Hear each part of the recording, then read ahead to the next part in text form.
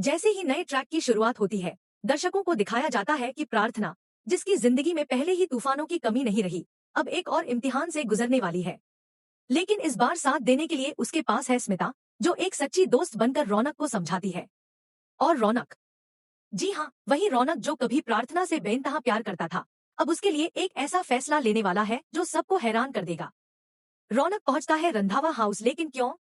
रौनक अब खुद प्रार्थना के साथ पहुंचता है रंधावा हाउस, वो घर जो कभी उसका भी सपना था लेकिन अब सिर्फ एक मैदान जंग बन गया है। जैसे ही वो अंदर कदम रखता है, शिवांश उसे देखता है और गुस्से से आग बबूला हो जाता है। तुम यहाँ क्यों आए हो?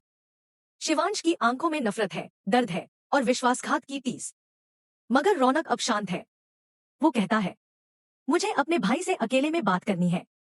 क्या होगा जब ये दोनों भाई आमने सामने होंगे? कमरे में बंद होकर रौनक करता है सबसे बड़ा खुलासा। जैसे ही दोनों कमरे में जाते हैं, रौनक का चेहरा गंभीर हो जाता है। वो कहता है, भाई, मैंने बहुत बड़ा गुनाह किया है। मैं प्रार्थना से मोहब्बत करता था और उसी मोहब्बत ने मुझे अंधा बना दिया। मैंने झूठ बोले, सिर्फ तुम्हारा रिश्ता तोड़ने के लिए। मगर आज मैं सच बताने आया हूँ। शिवांश हक्का बक्का, उसके पैरों तले जमीन खिसक जाती है। रौनक जारी रखता है, प्रार्थना बेगुनाह है, उसका किरदार बिल्कुल पाक है। मैंने तुम्हारे सामने उसकी छवि को गलत साबित किया, पर वो सब झूठ था। Emotional blast. शिवांश के आंसू थम नहीं रहे। शिवांश के आंखों में आंसू आ जाते हैं। वो उन लम्हों को याद करता है जब उसने प्रार्थना पर शक किया, उसे ठुकराया और अकेला छोड़ दिया। बाहर आते ही वो बिना कुछ कहे प्रार्थना की मांग भर देता है, सबके सामने। एक नया मोड़, एक नई शुरुआत। लेकिन कहानी यहाँ खत्म नहीं होती। दूसरी तरफ पायल का खून खौल रहा है। उसे जब स्मिता बताती है कि रौनक गया है प्रार्थना को क्लीन चिट देने, तो पायल का चेहरा उतर जाता है। अगर रौनक ने सच बोल दिया तो मेरा सब कुछ खत्म। पायल जानती है कि उसके हाथ से निकल जाएगा शिवांश का ड्रीम प्रोजेक्ट और उसकी सारी चालें होंगी नाकाम। पायल का एसओएस कॉल सोनालिका को, रोक लो रौनक को।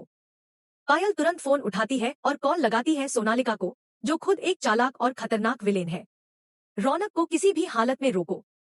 अगर उसने शिवांश को सब कुछ बता दिया तो हमारी प्लानिंग बर्बाद हो जाएगी।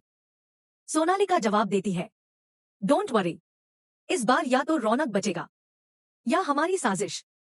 सोनालिका की जानलेवा चाल। वहीं सोनालिका एक नई साजिश रचती है। वो चाहती है कि रौनक किसी हालत में शिवांश तक न पहुंचे, और अगर पहुंच भी जाए तो वो कभी सच न बोल पाए।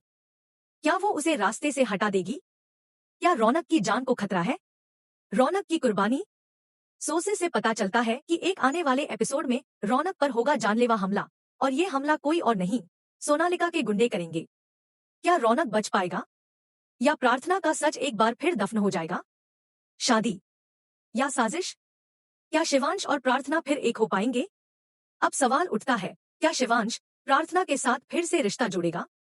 क्या उसका प्यार प्रार्थना की सच्चाई पर यकीन करेगा? और अगर हाँ, तो फिर विलन क्या करेंगे? क्या एक न